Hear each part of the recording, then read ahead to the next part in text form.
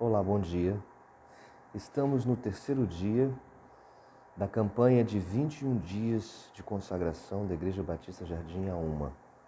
E a todos aqueles que acompanham o nosso ministério, já leram segunda epístola de João, terceira epístola de João, e hoje nós estamos no livro de Judas. Eu quero levantar de uma forma mais didática hoje 3 aspectos desse livro para você. Então, você que ainda não começou a campanha, você pode começar agora. Basta ler segunda epístola de João, terceira epístola de João e o livro de Judas, você já estará nos acompanhando, ok? São 21 livros em 21 dias, tá certo? Bom, sobre o livro de Judas, que está ali no finalzinho do Novo Testamento, antes de Apocalipse, eu quero destacar 3 coisas com você no dia de hoje. Primeiro, quem era Judas? Toda vez que a gente fala esse nome Judas, a gente lembra sempre de Judas Iscariotes, o traidor de Jesus. Esse Judas aqui não é ele.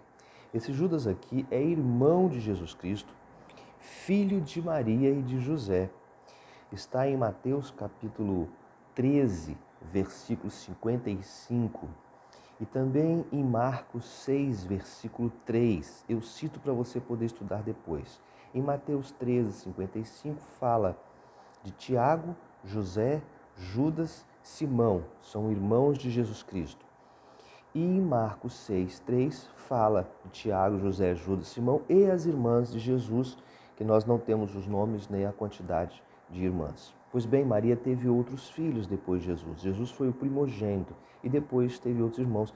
Isto é um entendimento dos estudiosos. São Jerônimo, quando traduziu parte do texto bíblico, ele não tinha a palavra irmãos, então não tinha a palavra primos, alguns dizem que eram primos de Jesus, ele então traduzia para irmãos. Mas só que quando o Novo Testamento vai ser escrito, no original do grego, nós tínhamos vastamente a palavra primos e elas nunca foram usadas, as palavras eram usadas sempre como irmãos.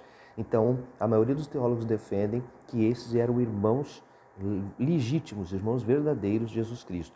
Nós temos em Mateus 12, 46, a mãe e os irmãos de Jesus chegam junto com os apóstolos e discípulos que estavam ali. A casa estava tão cheia que eles não conseguem entrar. A mãe e os irmãos vêm depois.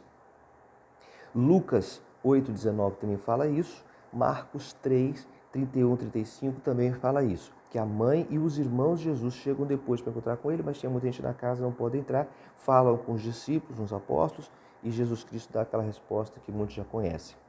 Em João, no capítulo 7, versículo 3 a 5, diz que nem a mãe, diz que seus irmãos não criam nele. João 7, 3 e 5. Na verdade, os irmãos de Jesus vêm a se converter ao cristianismo, vêm a se tornar seguidores, servos de Jesus, após a ressurreição de Cristo. Em Gálatas, capítulo 1, 19, fala que Tiago é irmão de Jesus. Tiago que andava com Paulo apresenta Tiago como sendo irmão de Jesus. E aqui Judas se apresenta como sendo irmão de Tiago. Bem, primeira coisa, então, esse Judas é irmão de Jesus. Segunda coisa, do que ele está falando? Do que esse livro está falando? Está falando dos falsos profetas, dos falsos mestres. Está falando de homens que andavam dentro da igreja com doutrinas erradas, também do gnosticismo. Como João vai citar, e eu já li para você, 2º e 3º João, estão combatendo uma doutrina que está dizendo que o que importava para Deus era o espírito. O que você faz com o corpo não importa. E é claro que as pessoas aceitavam isso. Eles estão dizendo, você pode pecar qualquer coisa, pode se agarrar a qualquer coisa errada no seu corpo não importa. Mas o espírito é que importa para Deus. E aí muitos seguiam essa doutrina e terminavam caindo. O versículo 10 diz assim, a Judas orientando a igreja. Esses, porém, quanto a tudo o que não entendem, difamam, e quanto a tudo que compreendem por instrumento natural, como brutos sem razão, até nessas coisas se corrompem. Até aquilo que eles entendem da fé, eles sabem que estão errados, terminam corrompendo, falando outras ideias, outras palavras. Estes homens são como rochas, como pastores, como nuvens, como árvores, como ondas e como estrelas. Tudo sem sentido. Está aqui no versículo 12 e versículo 13. Coisas vazias, ele vai dizer aqui. E a terceira coisa que eu quero saber com você, então, quem era Judas, o que ele está falando, e o terceiro, qual o conselho que ele dá? Ele diz aos cristãos: guardem a doutrina de vocês, guardem aquilo que vocês aprenderam, guardem aquilo que vocês sabem. Versículo 17: lembrai-vos das palavras anteriormente proferidas pelos apóstolos, dos nossos Jesus Cristo. Versículo 20 e 21: vós, porém, amados, edificando-os na vossa santíssima fé, orando no Espírito, ou seja, uma fé pura, uma fé santa, separada.